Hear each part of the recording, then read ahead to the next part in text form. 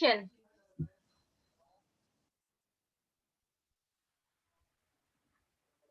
Assalamualaikum warahmatullahi wabarakatuh.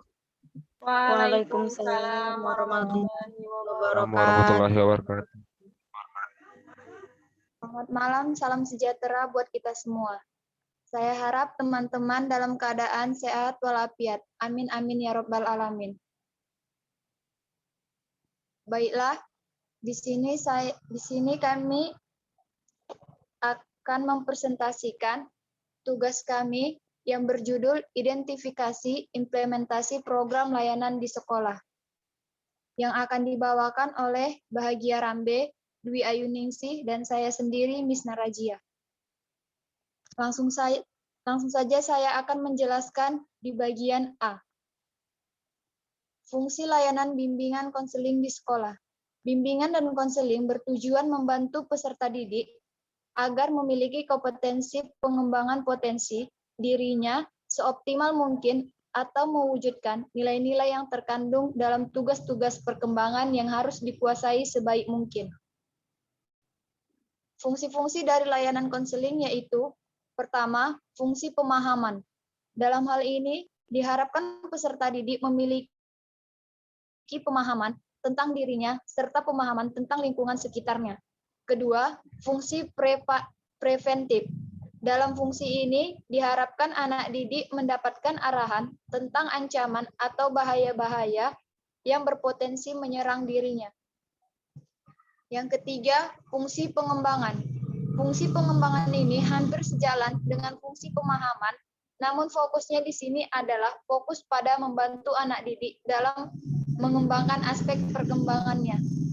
Keempat, fungsi penyembuhan. Fungsi penyembuhan di sini bukan berarti menyembuhkan penyakit layaknya seorang dokter, yang melainkan menyembuhkan masalah-masalah perkembangan yang telah atau yang sedang dialami anak didik seperti masalah pribadi, sosial, serta belajar. Kelima, fungsi penyaluran. Dalam fungsi ini, guru sebagai konselor membantu anak didik dalam memilih kegiatan ekstra di sekolah, memilih jurusan atau program studi yang diinginkan anak didik sesuai dengan minat bakat, keahlian yang dimilikinya. Keenam, fungsi adaptasi. Fungsi ini, guru BK dapat membantu guru-guru lainnya dalam menyusun program pembelajaran yang disesuaikan dengan minat, kemampuan, serta kebutuhan anak didik. Ketujuh, fungsi perbaikan. Dalam hal ini membantu anak didik sehingga dapat memperbaiki kekeliruan berpikirnya, mampu memperbaiki kesalahan dalam nalar perasaannya, serta mampu memperbaiki kesalahan anak didik dalam bertindak fungsi. Kedelapan, fungsi pemeliharaan. Dalam hal ini, guru BK membantu anak didik dalam menjaga suasana yang produktif yang telah tercipta pada diri anak didik, sehingga aman dari segala gangguan yang mengancam suasana kondusif tersebut. Itulah dia beberapa fungsi dari penerapan BK pada lingkungan sekolah. Baiklah, akan dilanjutkan oleh teman saya, Dwi Ayuningsih. Baik, terima kasih. Di sini saya akan menjelaskan bagian B, manfaat program bimbingan konseling di SMK Imelda. Dan saya ambil waktu ketika saya observasi di PLP 2 lalu. Program BK swasta SMK Imelda Medan tahun 2020 sampai 2021. Program BK ini merupakan acuan dasar untuk pelaksanaan kegiatan satuan layanan bimbingan konseling. Perencanaan ini dibuat oleh personel sekolah yang terkait dengan berpedoman pada petunjuk teknis dengan memperlihatkan kondisi sekolah. Perencanaan tersebut berisi bidang-bidang layanan yang dialokasikan menurut waktu, bulanan, semesteran, dan tahunan. Strategi pelaksanaan program bimbingan dan konseling. Yang pertama ada kegiatan bimbingan dan konseling di sekolah dilaksanakan dalam bentuk A. Kontak langsung. Kegiatan yang memerlukan kontak langsung dengan siswa. Semua kegiatan layanan memerlukan kontak langsung dengan siswa, baik kontak secara perorangan, kelompok maupun klasikal atau layanan dasar. Untuk kegiatan melalui kontak langsung dengan siswa disediakan waktu tersendiri, minimum 1 jam seminggu per kelas, sehingga siswa tidak dirugikan dengan kegiatan belajar lainnya dengan guru mata pelajarannya atau layanan klasikal. Kegiatan aplikasi instrumentasi atau pengisian angket, inventory, sosiometri, testing, atau observasi. Kegiatan layanan konseling perorangan, bimbingan kelompok dan konseling kelompok dilaksanakan di luar jam pelajaran sekolah, dapat mencapai 50% dari seluruh kegiatan bimbingan dan konseling di sekolah. Yang B, tanpa kontak langsung dengan siswa. Kegiatan tanpa kontak langsung ini dapat dilaksanakan pada jam-jam pelajaran. Yang pertama ada pengolahan hasil aplikasi instrumentasi, pengolahan himpunan data, hasil belajar, hasil tes psikologi, penyiapan alat dan bahan bimbingan, konferensi kasus, kunjungan rumah, alihkan tangan kasus, pengolahan administrasi, bimbingan dan konseling termasuk di dalamnya perencanaan dan laporan kegiatan. Yang bagian C, kegiatan hak panggil. Untuk kegiatan yang memerlukan kontak langsung dengan siswa, selain terjadwal pada jam pelajaran, guru pembimbing memiliki hak panggil terhadap siswanya yang menjadi tanggung jawab yang dilaksanakan dengan tidak merugikan siswa dalam mengikuti pelajarannya. Yang kedua, ada format kegiatan, individual, kelompok, klasikal, lapangan, dan pendekatan khusus. Selanjutnya akan dijelaskan oleh teman saya Bahagia Rambe. Baiklah, selanjutnya saya akan menjelaskan tentang bagian C, jenis layanan yang ada di SMK Imelda. Berbagai jenis layanan kegiatan perlu dilakukan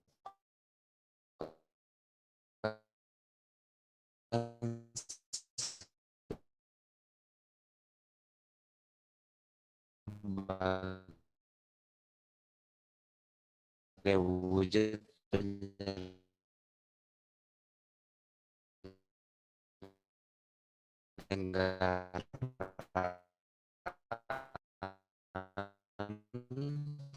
layanan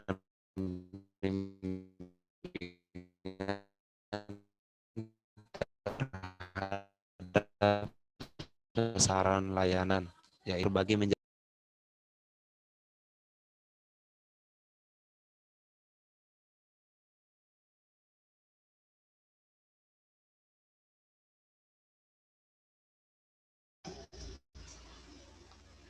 Baiklah, saya ambil alih dari Bahagia Rambe. Yang bagian C, jenis-jenis layanan yang ada di SMK Imelda.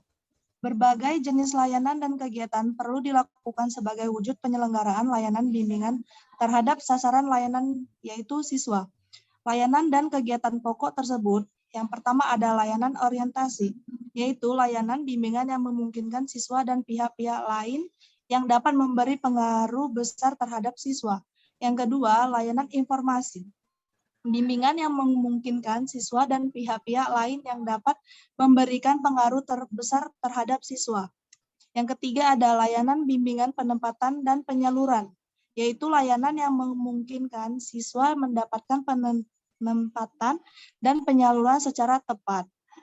Yang bagian 4 ada layanan bimbingan pembelajaran, yaitu layanan bimbingan yang memungkinkan siswa mengembangkan dirinya dengan sikap dan kebiasaan belajar yang baik, materi belajar yang cocok, dengan kecepatan dan kesulitan belajarnya, serta berbagai aspek tujuan dan kegiatan belajar lainnya. Yang kelima ada layanan konseling individual, yaitu bimbingan yang memungkinkan siswa mendapat layanan langsung tatap muka dengan pembimbing dalam rangka pembahasan dan pemecahan masalahnya. Yang bagian 6, layanan bimbingan kelompok, yaitu layanan bimbingan yang memungkinkan sejumlah siswa secara bersama-sama memperoleh berbagai bahan dari narasumber tertentu yang berguna untuk menunjang kehidupannya sehari-hari. Yang ketujuh ada layanan konseling kelompok, yaitu layanan konseling yang memungkinkan siswa mendapatkan kesempatan untuk membahas dan memecahkan masalah melalui dinamika kelompok. Nah, di sini ada isi layanan bimbingan dan konseling. Layanan bimbingan hendaknya disesuaikan dengan tujuan dan sasaran layanan bimbingan konseling, serta karakteristik perkembangan siswa dan aspek pribadi sosial belajar dan karir. Di samping itu, sebaiknya diperhatikan pula kebutuhan siswa dari masing-masing tingkatan kelas. Isi layanan tersebut adalah yang pertama dari kelas 10. Bimbingan pribadi sosial memantapkan sikap dan kebiasaan serta pengembangan wawasan dalam beriman dan bertakwa terhadap Tuhan Yang Maha Esa. Yang kedua, pemantapan pemahaman tentang kekuatan diri dan perkembangannya untuk kegiatan-kegiatan yang kreatif dan produktif. Yang ketiga, pemantapan kemampuan mengarahkan diri sesuai dengan bakat dan minatnya. Yang keempat, ada pemantapan kemampuan berkomunikasi baik melalui ragam, lisan maupun tulisan secara efektif. Yang kelima, ada pemantapan kemampuan menerima dan menyampaikan pendapat serta berargumentasi secara dinamis, kreatif, dan produktif. Yang bagian 2, bimbingan belajar. Bimbingan belajar pemantapan sikap dan kebiasaan belajar yang efektif dan efisien serta produktif baik dalam mencari informasi dari berbagai sumber belajar. Yang ketiga, bimbingan karir, pemantapan informasi karir yang umumnya, khususnya karir yang hendaknya dikembangkan, orientasi dan informasi terhadap pendidikan yang lebih tinggi. Nah, selanjutnya yang kedua, kelas 11. Yang pertama ada bimbingan pribadi sosial, pemantapan pemahaman tentang bakat dan minat pribadi, serta menyalurkan dan perkembangannya pada melalui kegiatan-kegiatan yang kreatif. Yang kedua ada pemantapan kemampuan pengambilan keputusan. Yang ketiga pemantapan kemampuan bertingkah laku dan berhubungan sosial dengan baik. Yang kedua ada bimbingan belajar, pemantapan penguasaan materi program belajar di sekolah menengah atas sesuai dengan perkembangan ilmu, teknologi, dan kesenian. Yang ketiga bimbingan karir, orientasi dan informasi terhadap dunia kerja dan usaha memperoleh penghasilan untuk memenuhi kebutuhan hidup. Nah, bagian ketiga kelas 12, bimbingan pribadi sosialnya memantapkan pemahaman tentang kelemahan diri dan keputusan yang telah diambil. Yang kedua, pemantapan dalam perencanaan dan penyelenggaraan hidup sehat, baik secara rohani maupun jasmani. Yang kedua, ada bimbingan belajar, mengevaluasi hasil belajar dan perencanaan perubahan yang diperlukan, mengenal dan mencari informasi di luar sekolah yang menunjang pencapaian tujuan belajar. Pemantapan disiplin, belajar dan berlatih baik secara mandiri maupun berkelompok. Yang ketiga, ada bimbingan karir, pemantapan pemahaman dan pemanfaatan kondisi fisik, sosial, dan budaya yang ada di sekolah, lingkungan sekitar, dan masyarakat untuk pengembangan pengetahuan dan kemampuan. Yang kedua, ada orientasi belajar di perguruan tinggi. Teknik, waktu, dan tempat pelaksanaan. Yang pertama ada teknik pelaksanaan. Layanan bimbingan konseling dapat dijadwalkan dalam beberapa cara tergantung pada sifat permasalahannya, jumlah siswa, kesiapan tenaga pembimbing, serta tersedianya waktu dan tempat. Berdasarkan hal-hal tersebut di atas, maka cara-cara yang akan ditempuh antara lain, yang pertama ada dengan cara klasikal, yaitu cara pelayanan kepada siswa yang sama kebutuhannya tanpa adanya pemisah. Yang kedua dengan cara kelompok, yaitu melayani siswa yang sama kebutuhannya namun tidak sesuai untuk bagian siswa yang lainnya. Nah, misalnya dengan perbedaan jenis kelamin, agama, dan usia atau sebagainya. Yang ketiga dengan cara individual. Yang keempat dengan cara ahli tangan kasus. Yang bagian 2 ada waktu.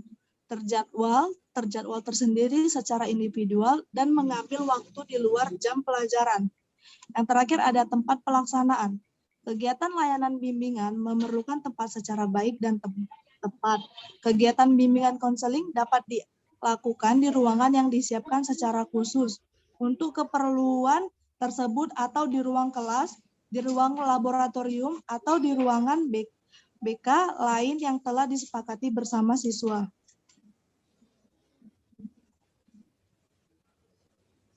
Baiklah, hanya itu yang dapat kami sampaikan. Jika ada pertanyaan atau pendapat, bisa kita lanjut di e-learning.